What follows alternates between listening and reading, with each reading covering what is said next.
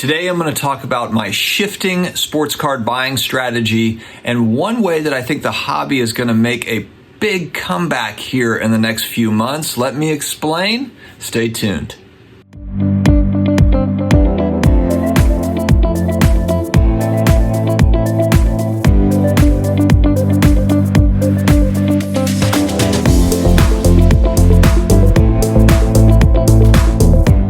Hello to all my sports card collectors, investors, all of my collectibles friends. How are you? I hope it has been a good day. We're getting through the week. Check out last night's Off-Centered. We had fun. Brad, the comeback card investor, and I were just talking cards and all sorts of different life stuff. That's on the Comeback Card Investors channel. It was a good time, so definitely check that one out. If you're new here, please hit that subscribe button. If you like what you hear, the like and the notification bell helps when you're just trying to make sure that you get to see all the videos we put out, and we put out a lot of them. Also, connect with me on Instagram at thepersonalfinancedad. I'm also on Twitter, if you prefer Twitter, thepersonalfinancedad. All right, guys, I have been soul searching in 2022, trying to kind of get a grasp on the current market, where I think things might be going, and kind of adjusting my strategy based on that. And so we'll talk about a couple of cards, like types of cards that I've been buying into, but then I want to talk about just a big kind of overall macro strategy that I'm deploying right now, and we'll just kind of walk through that. I want to get your thoughts on it as well. So as stated, a few weeks ago, maybe a couple weeks ago, I put out a video. I've been buying kind of a niche sport NASCAR cards because I just like the value that they provide. They're relatively inexpensive when compared to other big sports, whether it be basketball, football, baseball, even soccer and hockey, relatively inexpensive in comparison to those. They're also Panini licensed, so you do have the Prisms, and you've got the National Treasures, and you've got some cool sets, select, that I wanted to check out. So NASCAR has been a focus for me, and I've just been enjoying watching races too. I watched the Daytona 500. It was a good time to watch it, and it's just kind of a fun sport, another sport to kind of pay attention to. You can kind of pick your drivers, pick your horses that are running in the race. It's kind of a good time that I've enjoyed. I've also gotten into a little bit of the Marvel stuff, not PMGs in particular, but more rare type stuff that really isn't talked about. That, to me, Marvel cards, and I'm not talking about 1990, 91, 92 Impel stuff, the 90s stuff. I'm talking about the newer age stuff. So we're talking about the Fleer Retros, and we're talking about the Upper Deck stuff. I really like that. We're talking about I guess it probably started like 2013 and forward. So these are modern, ultra-modern cards, but that particular market is interesting because, yes, there's been some things that, you hear kind of Marvel cards are hot. Really, PMGs are hot. And then you've got, a couple of other things, vibraniums. You've got some other things that are being talked about. But I've noticed that there's kind of a gap in the content on YouTube and then just in general. So I've been doing a lot of kind of deep diving research into different areas of Marvel cards and found some pockets that I really, really like.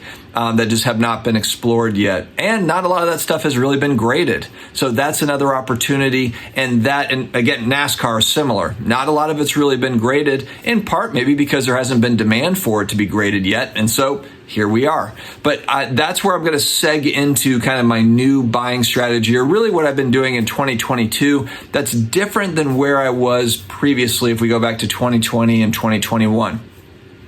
I have never been one to buy raw and grade cards, and part of that has just been that, PSA's basically been closed, or a lot of their affordable offerings, grading services, really haven't been around for the last 12 months, and it has put a massive dent in the hobby. I mean, let's not kid ourselves. That was really a lot of people's bread and butter, was to buy raw and grade those cards. And while, yes, there was a lot of kind of the junk slab stuff, that maybe people argue, it should never have been graded, but people grading certain things because flipping was so easy back in 2020 and the first parts of 2021 that it made sense back then when grading a card was $8 or $10 or $12. That's why you saw a lot of base cards of fifth year, stars, or even, base rookie cards for random players. But now we've kind of reached a point where, and I think this is actually a really good spot where, and some people argue the hobby's getting smarter. Maybe, maybe not. But the one thing that we are seeing is there has been a giant move into more rarity, scarcity, et cetera. So people are looking for more numbered cards and different things. And what's happening now is grading companies are getting caught up. We're finally starting to see the end of the tunnel with PSA.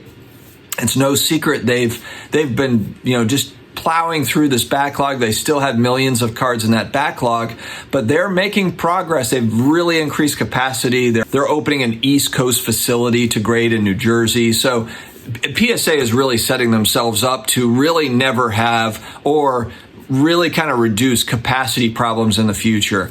It's hard to think that they're going to have the same type of issue they had in 2020 and 2021 moving forward. Of course, there could be a massive spike in demand and grading, to where they have to hire even more people. But man, they're really setting up their infrastructure to be able to handle long-term demand.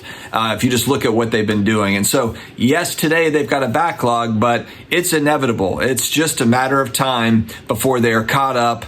And what that's going to mean is lower prices. Nat Turner has been clear in interviews that he wants to get back to $10 a card. Whether that's feasible or not, or how long it's going to take to get to $10 a card, maybe on a bulk sub, we don't know that part, but it's a given, though, that the pricing is going to come down from $50, $75, $100 per card. It's going to move downward.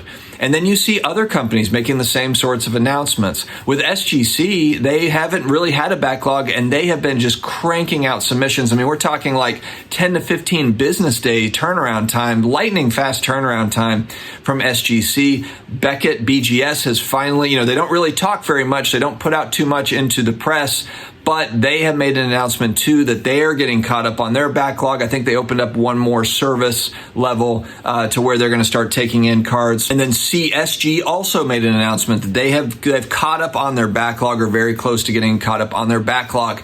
The grading wars really in the back half of 2022 are going to be fascinating to watch, because you have really PSA that is number one by a long shot, and then you've got three other companies that are really vying, and CSG has caught up with BGS as far as output goes, as far as what they're grading, how many cards they're grading, and CSG just has a massive deal with eBay that can't be overlooked. So you've got really four companies that are vying for market share and finding, ways to innovate and ways to provide value to customers. And I love this, because you've got four very good companies, in my opinion, established companies in this space that know what they're doing, that are competing with one another. It's fantastic for the consumer. And so based on those kind of things that I'm seeing, I've been buying a lot of raw cards. In general, I don't buy raw cards very much. I usually buy graded cards, especially vintage.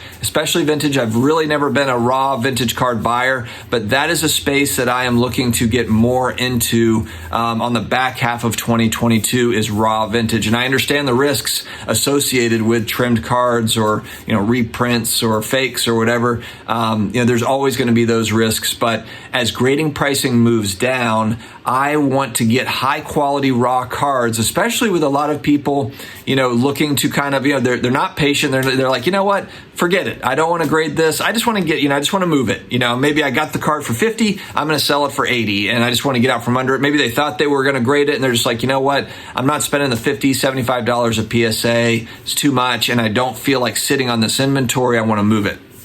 Well, what I'm doing is trying to stockpile solid raw cards that I can then grade later. And I'm patient in that, I'm not necessarily looking to, do a, 7-day turnaround grade and then flip that card next week or in 2 weeks or in 3 weeks. I'm okay just waiting, because the stuff that I'm buying is rare enough, and it's IP and, players that I believe in, to where I'm okay just waiting for it. And so that's going to be kind of interesting. And I'll play this out on my channel too, and kind of, try to share I'll share my journey with submissions and when I get back and all that. I'm not going to sit here and pretend like I'm some grading expert where I can look at raw cards and just know that that's going to get a 9 or a 10. Frankly, what I'm doing is I'm looking at stuff that is scarce enough that even if it did get a 7 or an 8, it's fine. It's fine, because I got it at the price point that I like. There's not a lot of them, and so we're good. So that's been my strategy. That's kind of what I'm looking at for 2022, just shifting things around a little bit and getting ready for competitive grading pricing, to where I can kind of pick my spots. This one's going to go to SGC. This is going to go to PSA. I like these for BGS and CSG, etc. And we'll see where it goes. But guys, what are you doing? What do you think about this strategy? Are you doing something similar, or do you think I'm just nuts. I would like to hear about it in the comments. I hope that you're having an amazing day and week, and let's stay healthy, stay awesome, and I will talk to you again later.